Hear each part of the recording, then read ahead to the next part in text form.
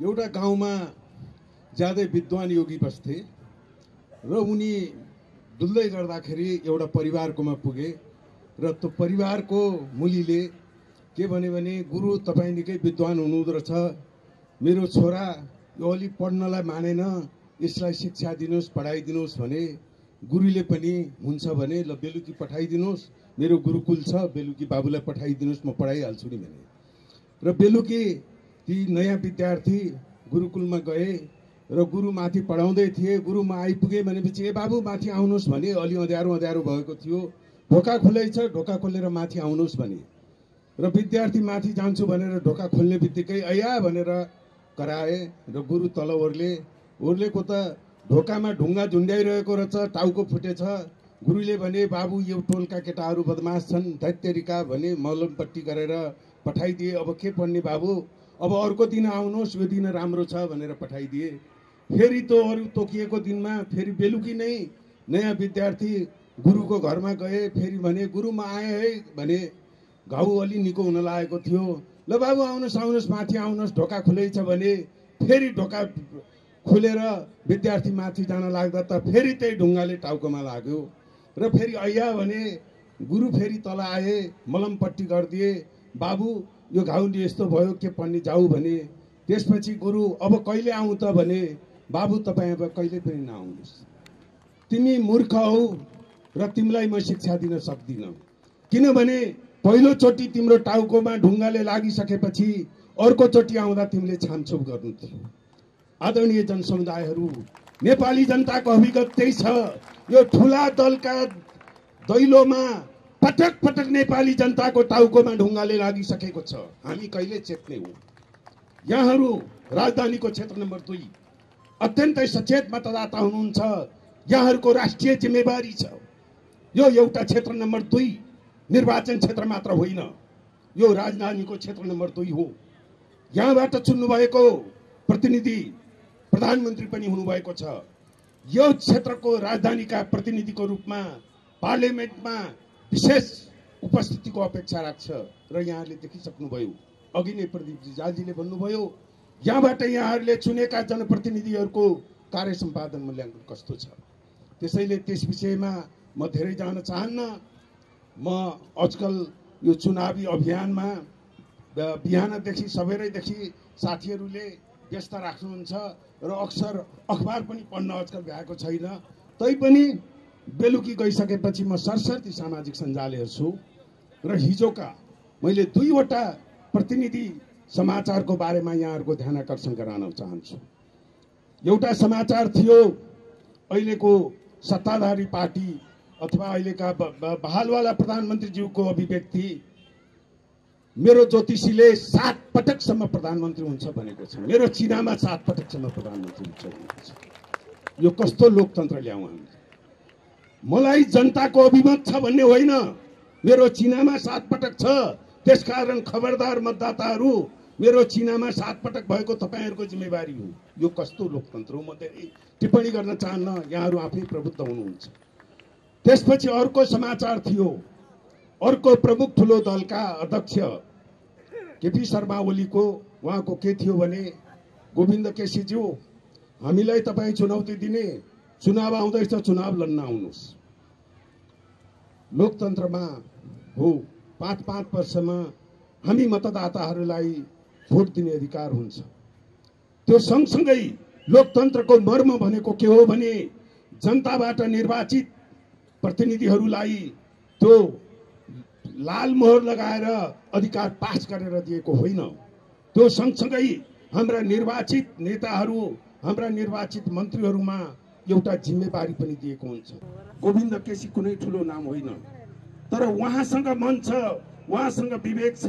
उहाँको ब्रह्मले के भन्यो भने, एउटा पेसाकर्मीको नाताले 3 करोड नेपालीहरूको स्वास्थ्यमा खेलबाड हुँदैछ र उहाँले अत्यन्तै गम्भीर नीतिगत मुद्दाहरू, म सार्वजनिक नीतिको विद्यार्थी पनि हुँ र मैले अक्सर भन्ने गरेको छु, गोविन्द केसीले उठाएका मुद्दाहरू त हाम्रो पार्लियामेन्टका सांसदहरूले, जसले जनताको मत लिएर आउनुभएको छ, अझ निख्रेर भनौँ हाम्रा वामपन्थी दलका सांसदहरू, जसले वर्षौंसम्म दशकौंसम्म निमुखा गरिब विपन्नहरूको नाउँमा भोट मागेर आउनु भएको छ।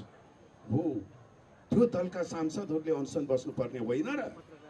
ती मुद्दाहरू त उहाँका मुद्दा हुन्। उहाँले अहिले वाम गठबन्धन भन्नुहुन्छ, समाजवाद ल्याउँछु भन्नुहुन्छ। त्यो कस्तो समाजवाद हो? एउटा गरिबले रोगसँग भन्दा अस्पतालको बिलसँग डर मान्नुपर्ने, त्यो कस्तो समाजवाद उन्मुख हो उहाँहरूले? र अझ त्यसमाथि पनि अझ उहाँ के भन्नुहुन्छ, हामीहरू जस्तो ठुलो दललाई हेर्नुहोस् त अहङ्कार। हामीलाई प्रश्न गर्ने हो भने चुनाव लड्न आऊ। उहाँहरूको त्यसभित्रको मनोविज्ञान हेर्नुहोस्। उहाँको त्यो चुनौतीभित्र के छ? चुनाव लड्न आऊ, हामी देखाइदिन्छौँ। किनभने चुनावी मैदानमा त मतदाता हाम्रो मौजा छ, हाम्रो कब्जामा छ। हो, गर्नुभएको छ। 30 वर्षसम्म उहाँहरूले के गर्नुभयो? हाम्रा युवा विद्यार्थीहरूलाई पढ्ने ठाउँमा राजनीति गर्नुभयो, पार्टीको झोले बनाइदिनु भयो। हाम्रा राष्ट्र सेवकहरूलाई एउटा यो दल अथवा ऊ दलमा नलगाई सरुवा हुँदैन, बढुवा हुँदैन, अफिसमा बसेर काम गर्न सक्नुहुन्न। हेर्नुहोस् अहिले सिंहदरबारमा सबैभन्दा निरीह प्राणी त्यहाँका सचिवहरू छन्। राज्यका उच्च पदस्थ कर्मचारीले आफ्नो ब्रह्म विवेक र भएको ज्ञान प्रयोग गर्न सकिँदैनन्। राजनीतिक दलका कार्यकर्ताहरू कर्मचारीको आवरणमा धम्क्याउँछन्, कहिले सौरा गरिदिउँ भन्छन्। र यो अवस्थामा मैले यहाँहरूलाई के निवेदन गर्न खोजेको भने, यो दुईवटा यो प्रतिनिधि घटनाले देखाउँछ हामी हाम्रो राजनीतिलाई कता निर्देशित गर्दैछौँ। हो, निश्चय पनि उहाँहरूले 46 सालमा प्रजातन्त्र स्थापना भयो, त्योभन्दा पहिला पञ्चायती निरङ्कुशताको विरोधमा उहाँहरूले सङ्घर्ष गर्नुभयो, त्याग गर्नुभयो, जेल पनि बस्नुभयो। त्यसलाई हामी फेरि सलाम गर्छौँ। हामीले भन्दै आएका छौँ, हामी हाम्रो ब्रह्म र विवेकले देखेसम्म हामी हाम्रो चुनाव चिन्ह तराजुले को प्रतीक जस्तै हामी न्याय अन्यायमा हामी कति पनि हामी धर्म छोड्दैनौँ। उहाँहरूले गरेको योगदानको जस दिनलाई हामीलाई लाज लाग्दैन। त्यसै गरी उहाँहरूले गर्नुभएको जुन अपजस छ, जुन उहाँहरूले नेपाली जनताको आशा र आकाङ्क्षामा तुषारपात गर्नुभएको छ, त्यसको जवाफ उहाँहरूले दिनुपर्छ। लोकतन्त्रले नेताहरूमा, सरकारहरूबाट, मन्त्रीहरूबाट जवाफको अपेक्षा गर्छ। तर उहाँहरूको त्यो शैली, अहिले सत्ता चलाउने शैली, राजनीतिको शैली कतै पनि लोकतन्त्रले इङ्गित गरेको त्यो सभ्य र मर्यादित हामीले पाएका छैनौँ। त्यस अर्थमा हामीले 46 सालपछि हामीले हेर्दै गयौँ भने एकपछि अर्को उहाँले गल्ती दोहोऱ्याउँदै जानुभयो। र एउटा बेलासम्म हामीले नेपाली जनताले के भने होइन, थोरै सिपमा तलमाथि भयो होला, धेरै सङ्घर्ष गरेर आउनुभयो, राज्य सत्ता चलाउने जान्नु भएन होला, ठिक छ, तर नियत त सफा छ। अहिले बेला भएको छैन भनेर हामी कुर्यौँ। र यो 28 वर्षसम्म हामी पञ्चायती 30 वर्ष भन्छौँ, लगभग 30 वर्ष हुन लागिसक्यो। र कहीँ कतै पनि उहाँहरूका व्यवहार, उहाँहरूको अहङ्कार, उहाँहरूको एकाधिकार र हुँदाहुँदा उहाँहरूको सिन्डिकेट, यसबाट अब उहाँहरूलाई शङ्काको लाभ दिने बेला छैन। र अहिले राष्ट्र कहाँ पुगिसक्यो? हामीले हेऱ्यौँ भने राष्ट्र पीडामा छ। राष्ट्र पीडामा छ। एउटा सचेत नागरिकको मन रुन्छ। दिनदिनै हरेक दिन अखबारका पानाहरू बिहान हेर्दा त्यहाँ सुखद समाचारहरू छैनन्। हरेक दिन हेर्नुहोस्, हरेक हप्ता एउटा परिवारले यहाँ रोजगारी नपाएर आफ्ना युवा छोराछोरीहरूलाई ऋणदान गरेर विदेशमा पठायो। केही तो ऋण नतिर्दै लास बोकेको बाक्सा हाम्रा एयरपोर्टहरूमा आएको अखबारका पानाहरूमा देखेका छौँ। एउटा आमाले आफ्ना छोराछोरीलाई सामान्य घाँस बास खुवाउन नसकेर आत्महत्या गरेको हामीले टेलिभिजनमा न्युज पढेका छौँ। र हाम्रो यो राष्ट्र कता जाँदैछ? राष्ट्र पीडामा छ। असल नागरिकको मन दुखेको छ, तर राजनीति हाँसेको छ। उहाँहरूको राजनीतिको खेती फस्टाएको छ। उहाँहरू अझै पनि कुरा गर्नुहुन्छ विकास र समृद्धि उद्योगको। हो, निश्चय पनि उहाँहरूले एउटा उद्योग राम्ररी सञ्चालन गर्नुभयो, राजनीतिको उद्योग। एउटा पेसा राम्ररी सञ्चालन गर्नुभयो, राजनीतिको पेसा। त्यो कस्तो पेसा भने जनतालाई भ्रममा राखेर चुनाव जित्ने, सत्तामा जाने, राज्य स्रोतको एकाधिकार हालिमुहाली गर्ने, आफ्ना कार्यकर्ताहरूलाई पोस्ने र अर्को चुनावको तयारी गर्ने त्यो उद्योग उहाँहरूले अत्यन्तै सफलताका साथ चलाउनु भयो। उहाँहरूले सिप पनि धेरै अनुभव सिक्नुभयो। त्यो अनुभव कस्तो अनुभव सिक्नुभयो भने कार्यकर्ता व्यवस्थापन गर्ने, आफ्नो गुटको पक्ष पोषण कसरी गर्ने, आफ्नो विपक्षीलाई ऐन मौकामा कसरी खुइल्याउने, फेरि कुरा मिल्यो भने त्यो खुइल्याएको विपक्षीलाई कसरी अगालो मार्ने, यो लेभलको नाटकहरू कुनै देशमा देखिँदैन होला। यहाँले देखिरहनु भएको छ उहाँहरूको।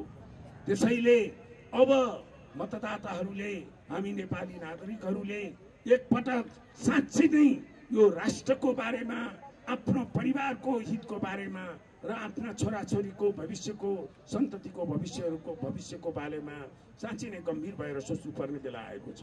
र यो सँगसँगै हामीले यो राज्य सञ्चालनको शैली हेऱ्यौँ भने, गएका केही दशकदेखि हामीले हेऱ्यौँ भने कतै पनि हामीले आश गर्ने ठाउँ छैन। उहाँहरूले निरन्तर रूपमा राज्यलाई दोहन गर्ने, एउटा विधिको शासन तोड्ने, अघि नै पूर्ववक्ता साथीहरूले भनिसक्नुभयो, सुशीला कार्की जस्तै इमान भएकी महिला, प्रथम महिला प्रधान न्यायाधीशमाथि रातारात उहाँहरूले महाअभियोग लगाउनु। हेर्नुहोस् त भ्रष्टाचारका कति केसहरू छन्। उहाँहरू त्यसमा कुनै उहाँहरूको कुनै न टिप्पणी छ, न कुनै पार्लियामेन्टमा बसेर हाम्रो संसदमा न कुनै कानुन ल्याउन सक्नुहुन्छ। बरु उहाँहरूले अहिले त कानुन बनाउँदाखेरि नै भ्रष्टाचारीलाई कसरी जोगाउने, कुन दफामा राखेर भोलि अदालतले भ्रष्टाचारीलाई सफाई दिन सकिन्छ भनेर उहाँहरू कानुनदेखि नै, जसलाई हामी नीतिगत भ्रष्टाचार भन्छौँ, राजनीतिक भ्रष्टाचार भन्छौँ। त्यसैले अब पनि नागरिक हामी जागेनौँ भने, अब पनि हामीले आफ्नो मन र मत परिवर्तन गरेनौँ भने अब भविष्यमा हामीले पछुताउने सिवाय केही पनि छैन। किनभने अबको परिवर्तन भनेको बन्दुक बोकेर नेपाल बन्द गरेर ठुल्ठुला सडकमा आन्दोलन गरेर त्यो गर्न आवश्यक छैन र त्यो सम्भव पनि छैन। किनभने हिजो निरङ्कुशताको बेलामा, राजशाहीको बेलामा हाम्रो लक्ष्य स्पष्ट हुन्थ्यो। कसको विरुद्धमा जाने भन्दा स्पष्ट थियो, पञ्चायतको विरोधमा जाने, निरङ्कुश तन्त्रको विरोधमा जाने। तर अब त हामीसँग लोकतान्त्रिक संविधान छ, आवधिक निर्वाचन छ। अब यो प्रवृत्तिको विरोधमा जानलाई यो निकै कठिन लडाईँ छ। यसमा हामीले कुनै पनि एउटा स्पष्ट टार्गेट कसको विरोधमा जाने भन्ने छैन। किनभने अब आउने सरकार पनि हामीले निर्वाचित हुनेछ। त्यसैले अहिलेको प्रधानमन्त्रीले एउटा सन्दर्भमा भन्नुभयो, एउटा युवाले अत्यन्तै सान्दर्भिक प्रश्न सोध्नु भएको थियो बीबीसी साझा सवालमा। यहाँहरूले कतिले हेर्नुभयो होला। किन हाम्रो देशमा अब त अहिलेका युवाहरू पढे लेखेका छन्, अबका युवाहरू देश विदेशका उत्तम युनिभर्सिटीबाट पढेर आएका छन्। त्यस्तो मान्छेहरू कहिले हाम्रो प्रधानमन्त्री हुने भन्दा उहाँले के जवाब दिनुभयो? म जनताबाट चुनिएर आएको हुँ, मलाई चुनौती दिने तपाईँ को हो? त्यसैले अबको अवस्था भनेको के हो भने हामीले गर्ने परिवर्तन, हामीले चाहेको शान्तिपूर्ण क्रान्ति त्यो सडक र बन्दुकबाट होइन, जनताको शान्त मतदानबाट सम्भव छ। त्यसकारण एकचोटि पुनः अब हामी यो मतदाताहरूले यो चुनाव भनेको आफ्नो दलीय सम्बद्धताको नेतालाई, आफूले चिने जानेको नेतालाई, अथवा भोलि ऊ चुनियो भने कतै अड्डा अदालतमा जाँदाखेरि उहाँको सहयोग चाहिन्छ कि भनेर त्यस्ता झिना मसिना कुरा विचार गरेर अब दिने होइन। साँच्चीकै यो देश अहिले जसरी एउटा क्यान्सरको बिरामी, यो क्यान्सरको निको हुने क्यान्सरको यहाँहरूले सुन्नुभयो भने अलिकति ढिलो मात्रै त्यसको उपचार भयो भने त्यसको उपचार हुन सक्दैन। दोस्रो डिग्रीको क्यान्सरको स्टेजबाट तेस्रो डिग्रीमा गयो भने डाक्टरले परिवारको सदस्यलाई भन्छ, के गर्नुभएको हो, 1 महिना अगाडि आउन सक्नु भएन, हेर्नुहोस् त भनेर एक्सरे देखाउँछ, यहाँ ट्युमर यहाँ पुगिसक्यो। हो, देशको अवस्था अहिले त्यस्तै छ। हामीलाई खारखिर गरिदिनु होला र भोलि हामी निर्वाचित भएछौँ भने पनि हामीलाई तपाईहरूले निगरानी राख्न नछोडिदिनु होला। कमसेकम हामी भोलि विजयी भएर सांसद भएर तपाईँको टोलमा हिँड्दा माला नलगाइदिनु होला, खादा नलगाइदिनु होला। हामीलाई तपाईँका भावनाहरू, तपाईँका प्रश्नहरू हामीलाई तेर्स्याइदिनु होला। जुन प्रश्नहरू लिएर हामी पार्लियामेन्टको रोस्टम भन्काउने छौँ, तपाईँका भावनाहरू अहिले टुहुरा भएका छन्, राष्ट्रका एजेन्डाहरू टुहुरा भइरहेका छन्, त्यसमा बोल्न सक्ने कोही पनि प्रतिनिधि त्यहाँ पुगेका छैनन्। त्यसैले हाम्रो एउटा लक्ष्य यो पनि हो, त्यस अर्थमा हामी यो चुनावी अभियानमा यहाँहरूका सामु हाम्रा कुराहरू राख्न, हाम्रा कुरामा अस्पष्टता भए सुन्नुहोस्, त्यसको जवाब दिन हामी यहाँ उपस्थित भएका छौँ। अब यसै सन्दर्भमा म 2-4वटा सन्दर्भ कोट्याउन चाहन्छु। पक्कै पनि हामीले यो चुनाव प्रचारको सिलसिलामा, घर दैलोको सिलसिलामा यहाँहरूको दिमागमा सर्टेन प्रश्नहरू आएका छन्। यहाँ उपस्थित मध्ये कतिले होइन, हामीले समेत योभन्दा पहिलाको चुनावमा कुनै न कुनै नै ठुला दल मध्येको भोट दिएका हौँ, हामीहरू समेत र यहाँहरू पनि सबै, किनभने हाम्रो पार्टी नै अहिले नयाँ अस्तित्वमा आएका छौँ। यो सन्दर्भमा म के अनुरोध गर्न चाहन्छु भने हाम्रो बारेमा उहाँहरूलाई भोट दिने कि नदिने भन्ने कुरा यो सजिलो स्वाभाविक निर्णय नहुन सक्छ। किनभने यहाँहरूले अघि नै रविन्द्रजीले भन्नुभयो, यहाँहरूको हामीलाई भोट दिनको लागि मन परिवर्तन हुनु पर्ला। अब कतिपय यहाँहरू जो पार्टीसँग आबद्धता हुनुहुन्न उहाँहरूलाई त सजिलो होला, तर पार्टीसँग आबद्धता भएकोले पक्कै पनि मन परिवर्तन हुनु पर्यो। यसो भनेर हामीले आस्था परिवर्तन गर्नुहोस् भनेका छैनौँ। आस्था भनेको शाश्वत कुरा हो। यहाँहरूको आस्था लोकतन्त्रप्रति हुन सक्छ, यहाँहरूको आस्था सामाजिक न्यायप्रति हुन सक्छ, यहाँहरूको आस्था समानताप्रति हुन सक्छ। तिनीहरू परिवर्तन गर्नु पर्दैन। त्यसमा हामी पनि उत्तिकै प्रतिबद्ध छौँ। हाम्रा पार्टीका राजनीतिक दस्तावेजहरू, हाम्रा पार्टीको चुनावका घोषणा पत्रहरू हेर्नुभयो भने हामी परिष्कृत लोकतन्त्र बनेका छौँ। हामीले यो सनातनी यान्त्रिक किसिमको कृत्रिम किसिमको लोकतन्त्र बनेका छैनौँ। लोकतन्त्र बनेको 5-5 वर्षको चुनावमा जनताको घर दैलोमा हात जोडेर उभिने मात्रै लोकतन्त्रको मर्म होइन। त्यसरी छानिने जनप्रतिनिधिका हरेक क्रियाकलापमा जनताको भावना प्रतिबिम्बित हुनुपर्दछ। मैले मेरो प्रतिबद्धता पत्रमा स्पष्ट लेखेको छु। यो क्षेत्र नम्बर 2 काठमाडौँ क्षेत्र नम्बर 2 सबभन्दा पहिला मैले किन रोजे भन्ने प्रश्न यदाकदा मलाई सुनिन्छ। मेरो पार्टीले मेरो उम्मेदवारीको निर्णय गरिसकेपछि मैले केही समय लिएँ। मलाई पख्नुस्, मलाई कुन चाहिँ निर्वाचन क्षेत्र उपयुक्त हुन्छ, म सबभन्दा पहिला त्यसको थोरै विश्लेषण गर्छु। किनभने मेरो पृष्ठभूमि पूर्वाधार र आर्थिक विकास हो। म विश्वविद्यालयमा प्राध्यापन गर्दथेँ र हाम्रो स्वभावले नै प्राज्ञिक क्षेत्र, अध्ययन अनुसन्धानको क्षेत्रमा भएको कुनै पनि निर्णय लिँदा हामी थोरै गृह कार्य गर्छौँ। र मैले साथीहरूसँग केही दिनको समय मागेँ र मसँग भएका सबै तथ्याङ्क लिए। हुन त म अरू कामको सिलसिलामा पनि यो क्षेत्र मलाई अपरिचित थिएन, तर म उम्मेदवार हुन्छु कुन रोज्ने भनेर मैले यहाँ आएपछि मलाई एउटा अचम्मको अनुभूति के भयो भने 32 पुतली, सिनामङ्गल, कोटेश्वर, पेप्सी कोला, गोठाटार, थली, मूलपानी हुँदै साँखु र नाङ्ले भारे, जरसिङ पौवा, लप्सीफेदी, यो भूगोल हेर्दाखेरि मलाई के लाग्यो भने यो त मिनी नेपाल रहेछ। मिनी नेपाल यस अर्थमा कि नेपालका सबै सम्भावनाहरू सबै यहाँ छन्। यहाँ पहाडका मनोरम सुन्दर बस्तीहरू छन्, यहाँ घना राजधानीको घना बस्तीहरू छ, भर्खरै सहरोन्मुख हुँदै गरेको मनोहराको करिडर छ। यो देशकै सबैभन्दा पुरानो धरोहर, सम्पदाको धरोहर साँखु छ। त्यस अर्थमा नेपालकै सबै सम्भावनाहरू यो एउटा निर्वाचन क्षेत्रले प्रतिनिधित्व गरेको रहेछ। त्यो सँगसँगै यहाँका समस्या हेरौँ, यहाँका पूर्वाधारका समस्या, सडकको समस्या। म सिभिल इन्जिनियर हुँ। त्यो कुरा त मैले यहाँका हरेक सडकमा हिँड्दा एउटा इन्जिनियरको रूपमा मलाई ग्लानि हुन्छ। मैले सुरुमा इन्जिनियरिङ पढ्दा यहाँ इन्जिनियरिङ कलेज पनि थिएनन्। मैले हिन्दुस्तानमा कोलम्बो प्लान अन्तर्गत पढेँ। अहिले मैले यो चुनावी अभियानमा लाग्नुभन्दा, यो राजनीतिक अभियानमा लाग्नुभन्दा पहिला पुलचोक इन्जिनियरिङ कलेजमा अतिथि प्राध्यापकको रूपमा पढाउँथेँ र मेरा विद्यार्थीहरू, मैले त्योभन्दा केही वर्ष अगाडि टोकियो विश्वविद्यालयमा पनि इन्जिनियरलाई नै पढाउँथेँ र मेरा यहाँका विद्यार्थीहरू कुनै पनि हालतमा विश्वका कहीँका भन्दा पनि कम छैन। तर ती मेरा विद्यार्थीहरू पास गरिसकेपछि जब मेरो अफिसमा आउँछन्, सर कोही साथी छ कि, के गर्नुहुन्छ तपाईँ, बधाई छ, तपाईँ त गोल्ड मेडलिस्ट होइन, के गर्नुहुन्छ भन्दा, सर अहिलेसम्म जागिर पाएको छैन, एउटा कम्पनीमा भोलिन्टियर गर्दै थिएँ, त्यही पनि सकियो प्रोजेक्ट भन्नुहुन्छ। कोही साथी छन् कि लगाइदिनुहोस् भने भनसुन गर्यो, अनि काम पाउनुभयो भने गर्दैछु सर, खुसी हुन्छन्, मिठाई लिएर आउँछन्। त्यो अनि एउटा सन्दर्भमा सोधेँ कति पाउनुहुन्छ तलब? 10,000। ड्राइभरको तलब 15,000, 20,000 हेर्नुहोस्। अनि उहाँहरू अझै पनि निर्माण र सर्भिसको कुरा गर्नुहुन्छ। हजारौँ हाम्रा इन्जिनियरहरू बेरोजगार छन्। हाम्रो अरबौंको बजेट खर्च हुन सकेको छैन। गएको आर्थिक वर्षमा मात्रै 150 अरब फ्रिज भयो। के भएको हो? स्पष्ट छ।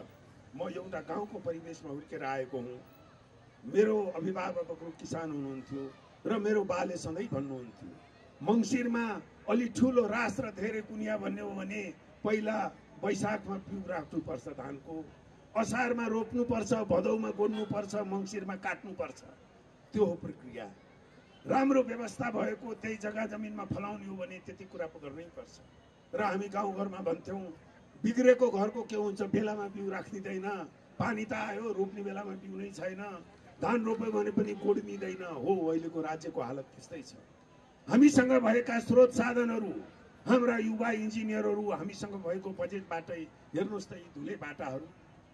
यो बाटो चिल्लो हुनको लागि 2/3 सरकार चाहिँदैन। उहाँहरू फाल्तु कुरा गर्दै हुनुहुन्छ। ल्याउनुहोस्, यहाँ कोही अरू दलको हुनुहुन्छ भने बहस गरौँ। पूर्व प्रधानमन्त्री हुनुहुन्छ माधव कुमार नेपालज्यू, उहाँ अझै विकास र समृद्धिको गफ दिँदै हुनुहुन्छ। के बुझ्नु भएको छ कि उहाँले? भन्नुहोस्, ल्याउनुहोस्। यहाँका बाटा पिच गर्नलाई 2/3 सरकार चाहिन्छ। त्यो गोठाटारको बाटोमा पिचको म्यानुअल 6 महिनादेखि खुला छ। त्यसको लागि 2/3 सरकार चाहियो तपाईँलाई? जनतालाई अझै ढाँट्नुहुन्छ। त्यसकारण यो बन्द गर्नुहोस्। आउनु सबै बहस गरौँ। विकास र समृद्धिको तपाईँहरूसँग आइडिया छन् भने, तपाईँहरू सक्नुहुन्न भने तपाईँको थिङ्क ट्याङ्क ल्याउनुहोस्। तपाईँले भोलि बनाउने तपाईँका बुद्धिजीवीहरू ल्याउनुहोस्। यही खुला बहस गरौँ। आउनुहोस्। उहाँसँग भिजन छ भने गफ दिनुहुन्छ। उहाँहरू ट्रम्पको पुलिना पार्नुहुन्छ घोषणा पत्र भनेर। हेर्नुहोस्, 5 वर्षमा उहाँहरू चुच्चे रेल कुदाउने, 5 वर्षमा मेट्रो चलाउने। उहाँहरूलाई थाहा छ मेट्रो भनेको के हो? त्यसको डिपिआर बनाउनु कति छ थाहा छ? त्यस्ता प्राविधिक कुरामा त सुन्नुहोस् न। हेर्नुहोस्, उहाँको सरकार केपी ओलीजी प्रधानमन्त्री भएदेखि उहाँले मेट्रोको कुरा गर्नुभयो। त्यसको डिपिआर बनाउन 3 महिना लाग्छ। उहाँले काम गर्नुभयो। एउटा प्रधानमन्त्रीले हेर्नुहोस्, कुनै पनि राष्ट्रिय विकासका एजेन्डाहरू, सरकारका एजेन्डाको बारेमा प्रधानमन्त्रीको रूपमा पोडियमबाट बोलेपछि, त्यहाँबाट सिंहदरबार गएपछि 5 जना सचिवलाई बोलाएर भन्न सक्नुपर्छ, हेर्नुहोस् मैले आज प्रधानमन्त्रीको रूपमा यो बोले, यो प्रतिबद्धता गरेँ, यसको काम अर्को घण्टादेखि सुरु गर्नुहोस्। उहाँले के गर्नुभयो? भाषण मात्रै गर्नुभयो। टुक्कामा त उहाँलाई कसैले पनि सक्दैन। 9 महिनासम्म भाषण मात्रै गर्नुभयो। म चुनौती दिन्छु। उहाँले विकास र समृद्धि, मैले कान्तिपुरमा लेखेँ, उहाँलाई प्रशंसा गरेर पनि लेखेको छु। मैले उहाँको आलोचना मात्रै होइन, जसले मेरो लेख पढ्नु भएको छ, मैले उहाँलाई धन्यवाद प्रशंसा गरेर पनि लेखेको छु। तर उहाँले बेइमानी गर्नुभएको छ। बेइमानी यो अर्थमा कि अझै उहाँ के दाबी गर्नुहुन्छ भने विकास र समृद्धि हाम्रो के हो? आउनुहोस् बहस गरौँ। के विकास बुझ्नुभयो? 9 महिनामा के गर्नुभयो? तपाईँले काठमाडौँको मेट्रो रेल डिपिआर बनाउनु 3 महिनामा सक्नु। तपाईँले सुरु गर्नुभएको भए। हेर्नुहोस्, एसियाई विकास ब्याङ्कबाट अझै अस्ति मात्र मैले सोधेँ, म्याद थपिएको छ, अझै सकिएको छैन, 1.5 वर्ष भइसक्यो। हेर्नुहोस्, तपाईँका यहाँका हाम्रा इन्जिनियरिङ कलेजहरूमा अघि मैले भने हाम्रा युवा इन्जिनियरहरूको हालत, उहाँहरूले के गरिदिनुहुन्छ? त्यहाँका गोल्ड मेडलिस्टहरू छन्, उहाँहरू जागिर पाउने। उहाँका युनियनका जसले पार्टीको झोला बोकेर हेरेका छन्, प्रोफेसर त्यसैलाई पनि हेर्नुहोस्। सबै अहिले हाम्रो विश्वविद्यालयहरूका हेर्नुहोस्, उहाँहरूले जागिर खाने, उहाँका निकम्मा कार्यकर्ताहरूलाई जागिर खाने ठाउँ हो। हाम्रा लाखौँ युवाहरूको, लाखौँ हाम्रा सन्ततिहरूको भविष्यमा दाउमा राखेर उहाँहरूका कार्यकर्ताको जागिर हो त। खुवाउनुहोस् जागिर। नेपालले अहिले 25-30 अरब वर्षमा खर्च गरेर हामी गरिब हुँदैनौँ। बरु तपाईँका बेरोजगार कार्यकर्ताहरूलाई छुट्टै विभाग बनाउनुहोस्, काम पनि गर्नु पर्दैन, त्यहाँ राख्नुहोस्। तर हाम्रा विश्वविद्यालयहरूमा अहिले नेपालीहरू विश्व स्तरका नेपालीहरू छन्। यहाँहरूले अखबारमा पढ्नु होला, अस्ट्रेलियामा बसेर, जापानमा बसेर, अमेरिका र बर्लिनमा बसेर नेपाली विद्यार्थीहरूले शोधपत्रमा पुरस्कार पाउँछन्, ठुल्ठुला शोध ग्रन्थ जर्नलमा आर्टिकल छपाउँछन्। तर उनीहरूलाई यहाँ ठाउँ छैन। व्यक्तिगत रूपमा म चिन्दछु, कति मेरा विद्यार्थीहरू विदेशमा जाँदा उनीहरू अब्बल हुन्छन्, यहाँ आयो भने दलको वरिपरि झोला लिएर पुग्नु। कस्तो देश बनाउनु खोज्नु भएको उहाँहरूले? म चुनौती दिन्छु उहाँहरूलाई। आउनुहोस् यसमा बहस गरौँ। आउनुहोस् माधव कुमार नेपालज्यू, तपाईँको देश बनाउने भिजन के हो? म हिजो साझा सवालमा थिएँ, उहाँको वरिष्ठ नेता हुनुहुन्थ्यो अष्टकुमारी साहब, अष्टलक्ष्मी साहब। एकजना युवाले के प्रश्न सोध्नुभयो भने ठ्याक्कै यही भन्नुभयो, मैले मास्टरसिप ल्याएँ, उच्च नम्बरमा पास गरेको छु, जागिर छैन, हाम्रो शिक्षा के बनाइदिनु भयो? ध्वस्त बनाइदिनु भयो तपाईँहरूको राजनीतिले।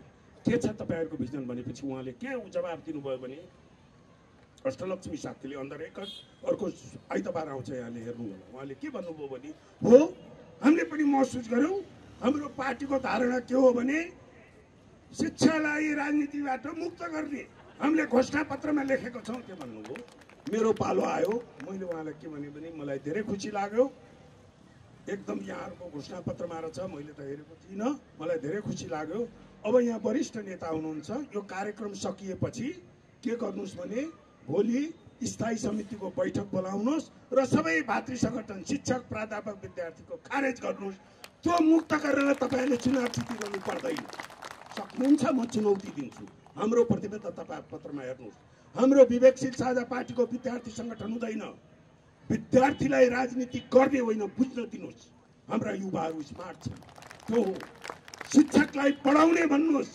शिक्षकले पार्टीको झोला बोकेर हिँड्ने होइन राजनीति गर्नु छ भने हामी जस्तो गर्नु म पनि विश्वविद्यालयमा पढाउँदै थिएँ मैले छोडेँ मैले 6 महिना अगाडिदेखिबाट म त अझ कन्ट्र्याक्टमा थिएँ किशोर थापा काठमाडौँ विश्वविद्यालयमा पढाउँदै हुनुहुन्छ उहाँले राजीनामा गर्नु आउनुहोस् हेर्नुहोस् त अहिले पार्टीको म नाम नलिउँ अस्ति एउटा पार्टीको केन्द्रीय चुनाव परिचालन समितिमा विश्वविद्यालयको प्राध्यापक हुनुहुन्छ ट्याक्सपेयरको पैसा खाएर यो कस्तो लोकतन्त्र हो कहाँ हुन्छ यो कुरा म किन भनिरहेको छु भने उहाँहरूले कस्तो देश बनाउँदै हुनुहुन्छ उहाँहरूले दिने समृद्धि कस्तो हो उहाँहरूको राज्य सञ्चालनको शैली कस्तो हो हेर्नुहोस् हामीले एउटा कुरा हामी मतदाता जनताहरूमा के कुरामा स्पष्ट हुनुपर्छ भने हामी गाउँमा दही मथ्छौँ मेहनत हुन्छ दही मथ्न गाह्रो हुन्छ त्यो दही मथेर दहीबाट अलिकति परिश्रम गर्यो भने नौनी निस्किन्छ दही मथ्छौँ तर त्यो नौनी निस्किनको लागि त्यहाँ दही हुनुपर्छ पानीमा मथेर नौनी निस्किँदैन बरु ठेकीको पाल पर्छ उहाँहरू पानी मात्रै हुनुहुन्छ भ्रम नपर्नुहोस् उहाँहरूले समृद्धिको नौनी निकाल्नु भनेको त्यो ठेकीमा दही छैन त्यहाँ पानी राख्नु भएको छ गुरमुख गर्दा अलिअलि आवाज त आउँछ त्यही आवाजलाई जनताले अब नौनी निस्किन्छ भनेर मात्रै हुनुहुन्छ वर्षौंदेखि अब ठेकीमा पाल परेपछि बल्ल हामीले देखिदियो त्यसैले यो मैले फेरि यहाँलाई के निवेदन गर्दैछु भने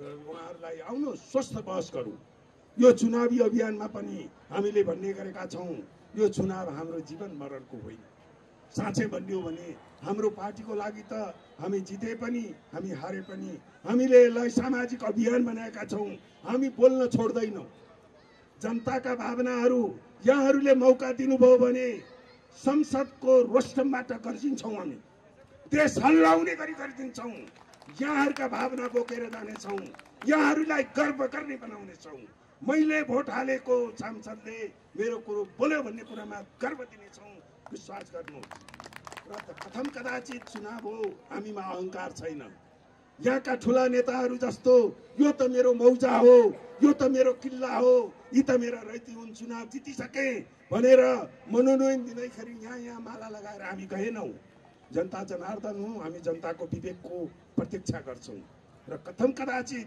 सम्भावना हो हामी हारेछौं भने पनि निराश हुँदैनौं हामी हारेको भोलिपल्टदेखि नै यी मुद्दाहरूलाई उठाउँछौं म अखबारमा पनि लेख्छु टेलिभिजनमा आउँछु यी कुराहरू त्यहाँ पनि उठाउँछौं बौद्धिक मञ्चमा उठाउँछौं अरू ठाउँमा पनि उठाउँछौं हामी चुप लाग्दैनौं तर आदरणीय महानुभावहरू हामीले त्यसरी बोल्दा यहाँहरूका भावनाहरू यहाँहरूका आकांक्षाहरू जोड्ने कुराहरू राष्ट्रका मुद्दाहरूले हामीले जोड्दा यहाँहरूले दिने हरेक मतको हामीलाई महत्त्व हुनेछ किनभने हामीलाई सानो थोरै मत ल्याएर हामी पराजित भयौं भने हाम्रो त्यो बोलीको हामीले त्यो मुद्दा उठाउँदाखेरिको बोली हाम्रो मधुरो हुनेछ किनभने हामीले यो जोखिम लिएकै हो म एउटा विज्ञ थिएँ म एउटा प्राध्यापक थिएँ मैले विज्ञको रूपमा बोल्दा मैले प्राविधिक कुराहरूमा टेक्थेँ त्यसको एउटा आफ्नो विधा थियो अब म यो राजनीतिमा हामी फालिसकेपछि मैले बोलेका कुराहरू जनमतबाट तौलिनेछ यसले कति भोट ल्यायो हिजो त यो यति गर्यो ठुला कुरा गर्छ भन्ने त्यस अर्थमा हामीले जोखिम लिएका हौं त्यसैले हामीले जितौं या हारौं यहाँहरूले दिएको हरेक भोट खेर जाँदैन अघि नै यहाँ सन्दर्भ आइसक्यो किशोर थापाले हामीले उहाँलाई उम्मेदवार बनाउँदा हामीलाई खिसीटिउरी गर्दै भनेका थिए 1000 भोट कटाउनुहुन्छ होला उहाँ किन यो उल्टो बाटो लागेको एउटा सबैले मानेको इमान्दार नेपाल सरकारको सचिव थियो, किन बुद्धि बिग्रियो? साँच्चीकै हामीले जोखिम लिएका थियौँ, तर राजधानीका जनताहरूले विवेक प्रयोग गरिदिनु भयो र त्यो मतको आधारमा नै हाम्रो यतिको आवाज सुनिएको। नत्र हामी यहाँ उभिएर बोल्ने हाम्रो हैसियत हुनुहुन्थ्यो, उहाँहरूले हामीलाई उहिले खारेज गरिदिनुहुन्थ्यो। अझै पनि यहाँकै टोलमा म 2-3 दिनदेखि म घर दैलोमा छु। अस्ति एकजना कुनै पार्टीको म नाम नलिउँ, उहाँको स्थानीय कार्यकर्ता हुनुहुन्छ, दैलामै हप्काउनु भयो, फर्काउनु नै भयो। तपाईँहरू बुझ्नु भएको छ राजनीति? हाम्रा नेताहरू 40औं वर्षदेखि जेल बस्नुभयो, नेल खानुभयो, सङ्घर्ष गर्नुभयो, अझै देश बनाउने भनेर घुँडा कस्दै हुनुहुन्छ, दिनरात मेहनत गर्दै हुनुहुन्छ। उहाँले त बनाउन नसकेको देश तपाईँहरू जागिरे, कहीँ गएर विदेश गएर 2-4 अक्षर पढ्नुभयो, अलिअलि पैसा नि कमाउनु भयो, सुकिला लुगा लाउनु भयो, यत्रो फुर्ती, यत्रो अहङ्कार, सुप्लाउनुहोस्, बन्द गर्नुहोस्, यही शैलीमा हप्काउनु भयो। त्यसपछि मैले उहाँसँग अलिकति संवाद गर्ने मौका मिल्यो र केही कुरामा स्पष्ट गर्ने मौका मिल्यो। त्यसैले मैले के यहाँलाई निवेदन गरेको भने, यहाँहरूले जुन एउटा मनोविज्ञान प्लान्ट गरिएको छ, रोपिएको छ मतदाताकोमा, यी फुचे पार्टीहरू यिनीहरूलाई दिएको भोट खेर जान्छ, खेर जाँदैन। हामी फेरि यसमा यहाँहरूलाई विश्वस्त दिलाउन चाहन्छौँ। र अन्त्यमा म मेरो भनाइ टुङ्ग्याउने सिलसिलामा म 2टा कुरा मात्रै म उठाउन चाहन्छु। यो चुनावकै सिलसिलामा खास गरी अहिले 2वटा ठुला गठबन्धन भइसकेपछि मतदाताहरूमा एउटा फियर साइकोसिस भन्छ, एउटा डर के रोपिएको छ भने, यो 2वटा गठबन्धनमा एउटाले अर्कालाई आरोप लगाउँदा यो वाम गठबन्धनको उहाँहरूले जनतालाई के भन्नुभएको छ भने, यो 40-50 वर्षदेखि हामीले मेहनत गर्दा गर्दै बल्ल राजनीतिक स्थिरताको ठाउँमा हामी पुगेका छौँ।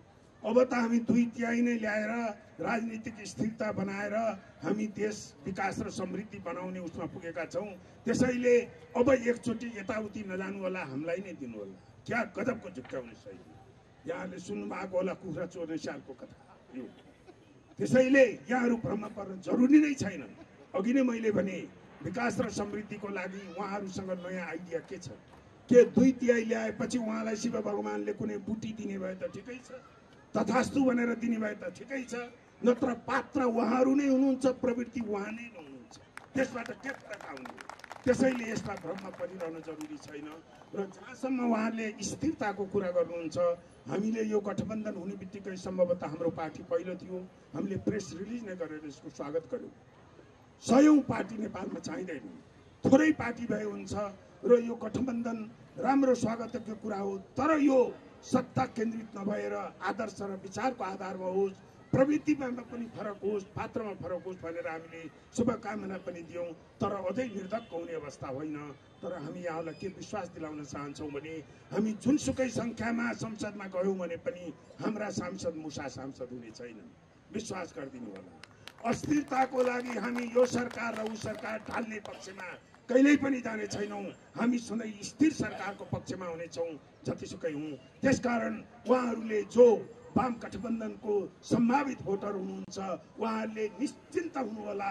हाम्रो कारणले विकास र समृद्धि, स्थिर सरकार, बरु हामीले त्यसलाई परिष्कृत गर्नेछौँ। कतै पनि हाम्रो उपस्थितिले, यहाँको मतले त्यसको विपक्षमा हुने छैन। अब अन्तमा अर्को लोकतान्त्रिक गठबन्धनले अर्को के मनोविज्ञान प्लान गरिदिनु भएको छ भने, अब त वामपन्थीहरूले 2/3 ल्याउने भएका छन्, व्यवस्था नै लोकतन्त्रले खाने भयो।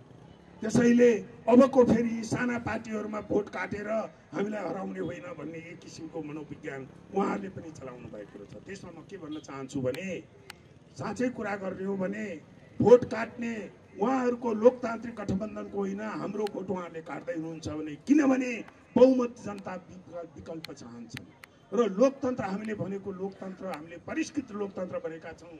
कतै पनि हाम्रो लोकतान्त्रिक निष्ठामा, लोकतान्त्रिक आस्थामा कतै पनि शङ्का नगरिदिनु होला। हामी यहाँ भएका कुनै पनि दलहरूभन्दा हामी कम लोकतान्त्रिक छैनौँ, बरु झनै परिष्कृत लोकतन्त्रको पक्षमा छौँ। र म खास गरी लोकतन्त्र चेत हुनुभएका मतदाताहरू समक्ष म के भन्न चाहन्छु भने, यदि यहाँलाई शङ्का छ कुनै पनि बेलामा नेपालको राज्य व्यवस्था सञ्चालनमा, नेपालको प्रतिनिधि सभामा अथवा व्यवस्थापिकामा कतै पनि संख्याको गणितको आधारमा लोकतान्त्रिक व्यवस्थाप्रति, लोकतन्त्रका मान्यताप्रति कतैबाट पनि चुनौती आयो भने त्यो चुनौती संसदको अङ्कगणितले मात्रै त्यो चुनौतीलाई सामना गर्न सक्दैन। त्यो चुनौती सामना गर्नको लागि मेचीदेखि महाकालीसम्मका लोकतान्त्रिक चेत भएका नेपाली जनताहरू चुरमुराएर उठ्नेछन्।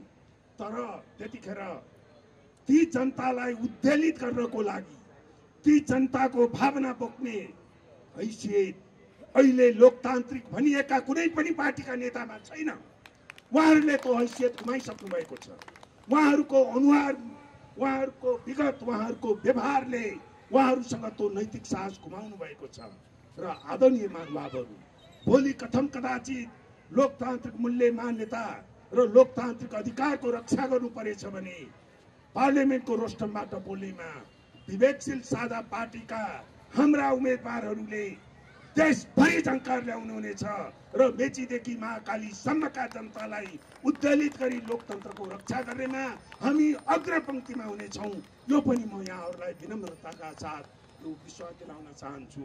त्यसैले अबको मङ्सिर 21 गतेको मतदानमा कुनै यस्ता भ्रमहरूबाट नअल्झिकन, यिनीहरूलाई दिएको मत खेर जान्छ कि भन्ने नअल्झिकन, यसलाई एउटा ऐतिहासिक अवसर, नेपालको राजनीति अहिले जुन दोसाँधमा छ त्यो राजनीति, विकृत राजनीतिलाई सुसंस्कृत राजनीतिको बाटोतिर डोर्याउने एउटा महत्त्वपूर्ण कदमको रूपमा यहाँले लिइदिनुहुनेछ भन्ने म विश्वास गर्दै पुनः यहाँहरूको उपस्थितिको लागि धन्यवाद दिँदै यहाँहरूको शुभेच्छा र शुभकामना हामीलाई प्राप्त हुनेछ भन्ने विश्वास लिँदै म यहाँबाट बिदा चाहन्छु। धन्यवाद। नेपालको जय होस्।